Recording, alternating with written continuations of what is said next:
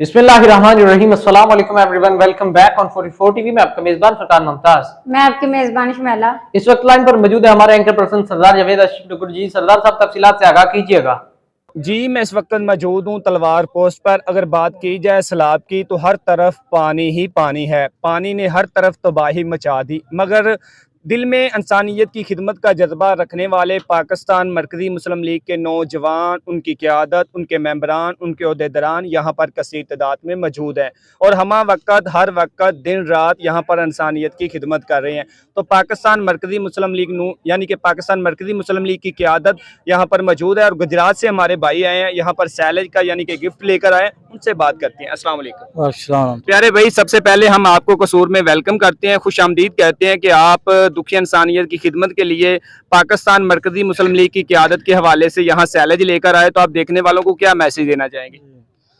सब तो पहले ਅਸੀਂ ਅੱਲਾ ਦਾ ਸ਼ੁਕਰਗੁਜ਼ਾਰ ਹਾਂ जी ਔਰ ਉਸ ਤੋਂ ਬਾਅਦ ਤੁਸੀਂ ਮਾਸ਼ਾਅੱਲਾ ਬੜੀ ਮੁਹੱਬਤ ਨਾਲ ਆਏ ਹੋ। जी ਅਸੀਂ ਜੀ ਅਲਹਮਦੁਲਿਲਾ 5 ਦਿਨ ਤੋਂ ਮੁਸਲਸਲ ਇਸ ਪੁਆਇੰਟ ਤੇ ਕੰਮ ਕਰ ਰਹੇ ਹਾਂ। माशाल्लाह। ਅਸੀਂ ਯਾਨੀ ਕਿ ਖੁਰਾਕ ਰਾਸ਼ਨ ਵਗੈਰਾ ਲੈ ਕੇ ਆ ਰਹੇ ਸੀ, ਲੇਕਿਨ ਕੱਲ ਤੋਂ ਜਿਹੜੀ ਵੀ ਅਸੀਂ ਜਿਸ ਬੰਦੇ ਨੂੰ ਮਿਲਨੇ ਸਾਂ ਉਹ ਕਹਿੰਦੇ ਵੀ ਸਾਡੀ ਖੁਰਾਕ ਦਾ ਕੋਈ ਨਹੀਂ ਏਡਾ ਮਸਲਾ, ਅਸੀਂ ਯਾਨੀ ਕਿਤੋਂ ਰੇਂਜ ਕਰ ਲੈਨੇ ਆ ਜਾਂ ਬਰਦਾਸ਼ਤ ਵੀ ਕਰ ਲੈਨੇ ਆ, ਤੇ ਜਾਨਵਰਾਂ ਦਾ ਮਸਲਾ ਹੈ। जी ਤੇ ਕੱਲ ਹੀ ਸਾਨੂੰ ਯਾਨੀ ਕਿ ਅਦਰਾਕ ਹੋਇਆ ਵੀ ਜਾਨਵਰਾਂ ਦੀ ਖੁਰਾਕ ਦਾ ਬਹੁਤ ਜ਼ਿਆਦਾ ਮਸਲਾ ਹੈ। ਤੇ ਅਸੀਂ ਅਲਹਮਦੁਲਿਲਾ ਰਾਤ ਚ ਰੇਂਜ ਕਰਕੇ ਅੱਲਾ ਦੀ ਰਹਿਮਤ ਨਾਲ 1.5 ਲੱਖ ਦਾ ਅੱਜ ਸੈਲੇਜ ਜਿਹੜਾ ਤਕਸੀਮ ਕੀਤਾ ਜਾ ਰਿਹਾ ਨਾ, ਉਹ ਜ਼ਿਲ੍ਹਾ ਗੁਜਰਾਤ ਦੀ ਤਰਫੋਂ ਹੈ। ਤੇ ਤੁਸੀਂ ਭਾਈਆਂ ਨੇ ਦੁਆ ਵੀ ਕਰਨੀ ਜਿਨ੍ਹਾਂ ਨੇ ਤਾਵਨ ਕੀਤਾ, ਅੱਲਾ ਨੇ ਮਾਮਲਾ 'ਚ ਬਰਕਤ ਕਰੇ ਤੇ ਅੱਲਾ ਤੁਹਾਡੇ ਹਾਲ ਤੇ ਵੀ ਰਹਿਮ ਫਰਮਾਏ। ਜਿਸ ਤਰ੍ਹਾਂ ਮੋਹਤਰਮ ਸ਼ਫੀਕ ਸਾਹਿਬ ਕਹਿ ਰਹੇ ਸੀ ਵੀ ਅਸੀਂ ਤੁਹਾਡੀ ਮੁਸਕਰਾਹਟ ਜਦ ਤੱਕ ਚਿਹਰੇ ਤੇ ਨਹੀਂ ਆਉਂਦੀ ਅਸੀਂ ਆਰਾਮ ਨਾਲ ਯਕੀਨਨ ਨਹੀਂ ਬੈਠਾਂਗੇ, माशाल्लाह। क्योंकि नबी इस्लाम के फरमान के मुताबिक मोमन एक जिसम की मनिंद ने है जी, और सानू इंज होना भी चाहिए। जिसम के किसी सानू तकलीफ हो तो सारा जिसम ही परेशान हो जाता है, तो मोमन की ये मिसाल है। तो मैं सारे भाइयों को पैगाम देंगा जिन्होंने अल्लाह ने नवाजा है, जिन्होंने अल्लाह ने वसैल दिते हैं, जिन्होंने अल्लाह ने इस आफत तो बचाया है, तो जरूर इस बात को इग्नोर ना करो। अल्लाह ने पूछना है तुहानू भी तुहानू वसैल दिते सी, तुहानू नेमतां दित्तियां सी, तुहानू नवाजा सी, इत्थे खर्च करना भी एक शुक्र के जुमरे च आंदा है। अगर तुसीं इत्थे आके खर्च करोगे, बिल्कुल मजबूर लोग ने, फकीर नहीं है, मस्कीन नहीं है, मांगत नहीं है, मजबूर हो गए ने। तो इन्हां भाइयों वास्ते मैं सारे भाइयों को पैगाम देंगा अपने जो अल्लाह ने तुहानू वसैल दिते ने। अल्लाह पाक ने कुरान में जिथे खर्च करने का हुक्म दिता है ना, ये नहीं फरमाया तुसीं खर्च करो, फरमाया वा मिम्मा रज़क़नाहुम युनफ़िकून, फरमाया जिहड़ा मैं दिता है ना उहदे विचों खर्च करो।